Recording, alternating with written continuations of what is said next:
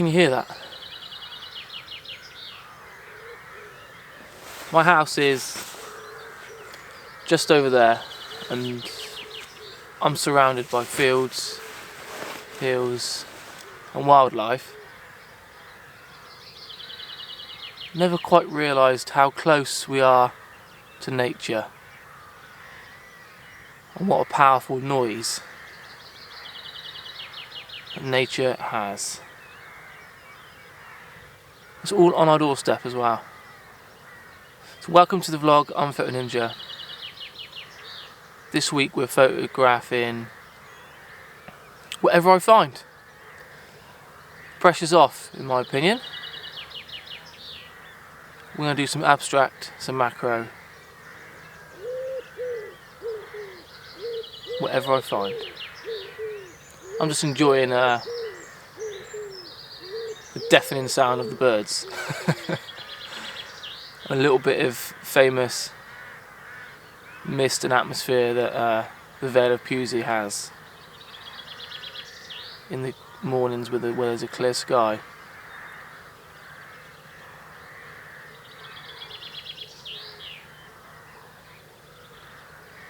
Special moments, that's what it's all about.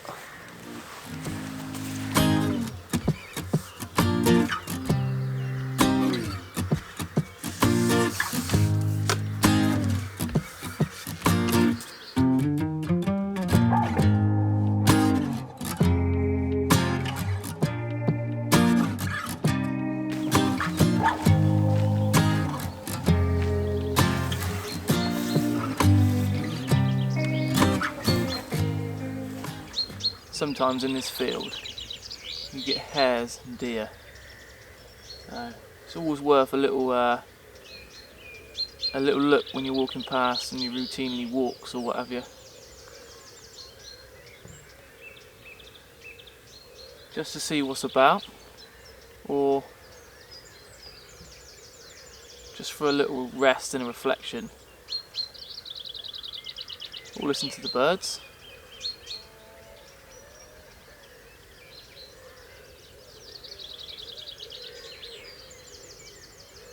Still haven't found anything yet. There's a robin, but struggling with technical ability and technically my equipment. This lens and 7200 is not a great combination for wildlife, certainly not birds.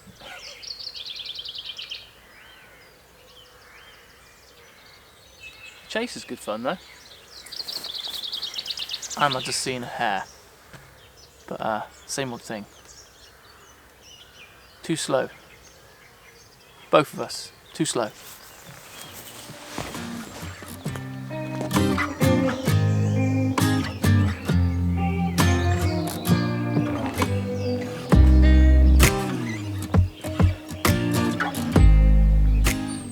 Just trying to be cautious, quiet, and I'm checking all these fields. Ooh. Checking all these fields. Can you see? You can't see because you're in manual exposure. But there is a field behind me. What I really want to do is get down in them tracks, see if I can find a pattern for an abstract shot, because I've been inspired by Stephen Hanna. I don't know if you watch him on YouTube, but you should do. His stuff is really good. But he done a vlog a couple of days ago, well, was it a week? It might have been a week ago. And he photographed some dirt tracks, tractor tyre tracks in the field. And it inspired me. I thought, I've got stacks of tracks, patterns, I'm just not looking. I'm not looking hard enough. And with the lockdown that's going on, me still working, I haven't had the time that lots of other people have had. I'm very lucky that I can still work and earn money. At the same time, I haven't had a huge amount of time to go and do stuff like that. So, no more. I need to be out with my camera, so more walks from home, and who knows what Sunday will bring. And you could see me in the woods again.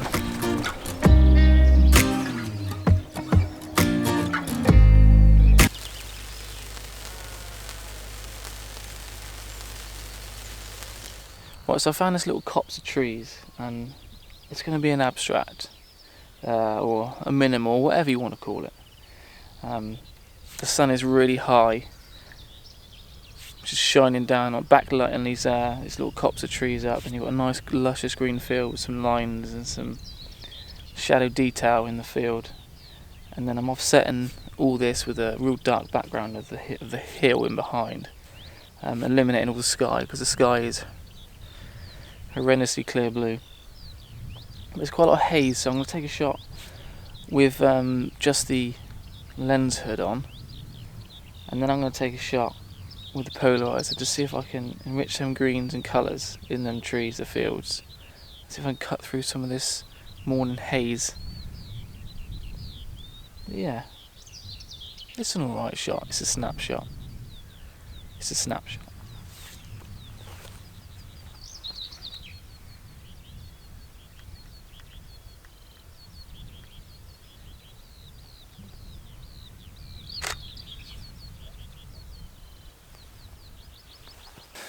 Right, now I don't pretend to be the best nature or wildlife or macro photographer for that matter, but I'm really enjoying photographing some little wildflowers, and I got this dandelion, like the fluff, the seeds of the dandelion, and it's just been illuminated by the harsh light, and we've got some sort of dew droplets in the grass in the background. So I'm at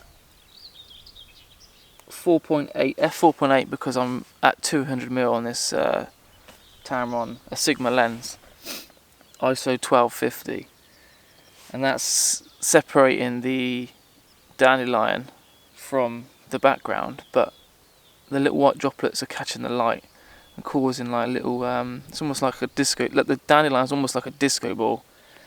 Yeah, it's a arty shot, almost like a painting, but it's with this lens. I've noticed in the bokeh balls are like onions there.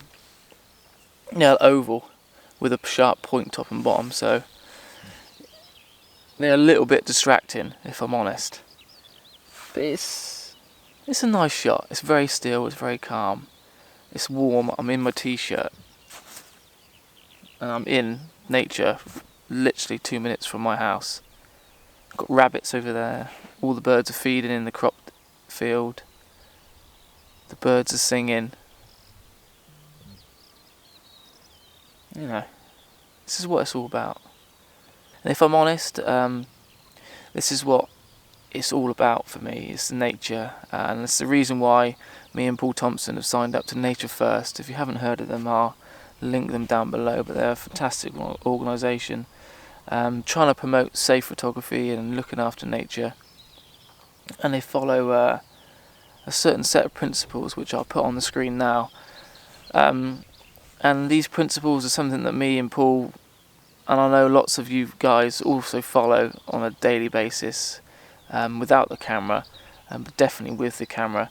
So yeah, it's been a massive opportunity for me and Paul to collaborate with them, and we've got a Facebook group now, which is very early stages, but it's something where we're going to be posting news updates. We're going to start hopefully doing meetups and just try and spread the word about the nature that's around us and photographing it in a sustainable, responsible way. So yeah, when you come out doing stuff like this, it just makes it all worthwhile, and it all ties in nicely with what we're trying to do. So yeah, at least I've got 2 images to show you, 3 images to show you. And I've seen a wet patch of mud over there with some tyre tracks in, so we might even have a little go at Stephen Hanna. Who knows?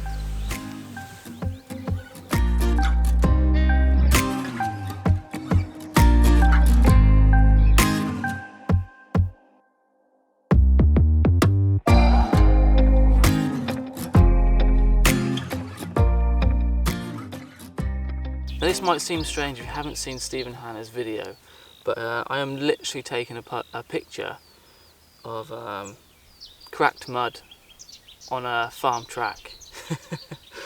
It's been a bit of a struggle finding it because it's been very dry recently.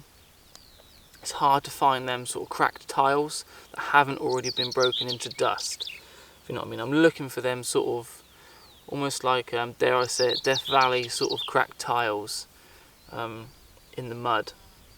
And I've framed up a composition. I'm very happy with it. I've just done a bit of tidying up, a little bit of decluttering, there's some loose stuff so that I've got sort of like a smooth plane. There's a wet patch going across my frame and some dry patches, and the sun is still very harsh at 45 degrees to my scene, so I've got shadows and textures and all kinds of contrasts going on. F11 around 200th of a second, and that's a lie, around a 50th of a second. I'm probably going to focus stack this one. I'm going to focus bang in the middle in F11 with the 50 on, so I'm at 85mm and I'm zoomed right down. I think Stephen used a wide angle lens, but I haven't got that luxury of a bigger patch, so I'm having to focus down in and isolate a certain patch, so that's why I've got the 50 on. It's just a case of focusing in the middle, take my frame, and then I'm going to focus around the edges of my frame, just to give me a little plan B.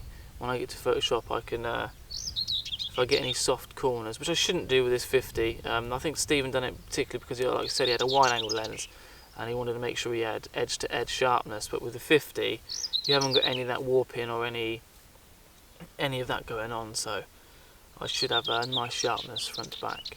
But yeah, this was the image that I was after this morning. I think it'll turn out alright.